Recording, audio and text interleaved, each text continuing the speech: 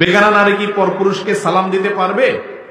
বেগানা নারী তিনি পরপুরুষকে সালাম দিতে পারবে কিনা, যদি কোনো প্রয়োজনীয় কথা বলতে হয়, প্রয়োজনীয় কোনো কথা বলার আগে, তাহলে কথা বলার আগে সালাম দেওয়ার নির্দেশ আছে, সেই হিসাবে সালাম দিতে পারেন।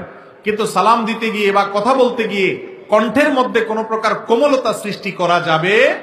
সাধারণত আমরা নতুন কোনো মানুষের সাথে, অপরিচিত মানুষের সাথে কথা বলার সময় একটু বেশি ভদ্র হয়ে একটু সুন্দর মিষ্টি ভাষায় কথা বলার চেষ্টা করি, এটা ভালো গুণ।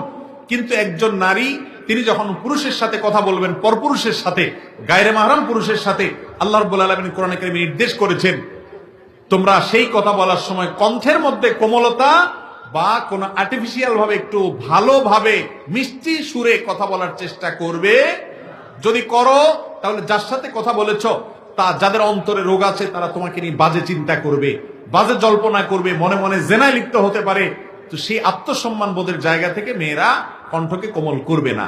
এই জন্য সালাম দেখ আর প্রয়োজনীয় কথা বলো, এটা স্বাভাবিকভাবে বলবে। আল্লাহ বলেছেন ওয়াকুলনা কাওলাম মারুফা, মেয়েরা স্বাভাবিক কথা বলতে পারবে কিন্তু কণ্ঠের মধ্যে কোমলতা সৃষ্টি করে কথা বলবে না। আজকাল তো উল্টা হয়ে গেছে, মেয়েরা স্বামীর সাথে কথা বলে কর্কশ হয়ে, আর পরপুরুষের সাথে ফোনে কথা বলতে খুব মিষ্টি সুরে।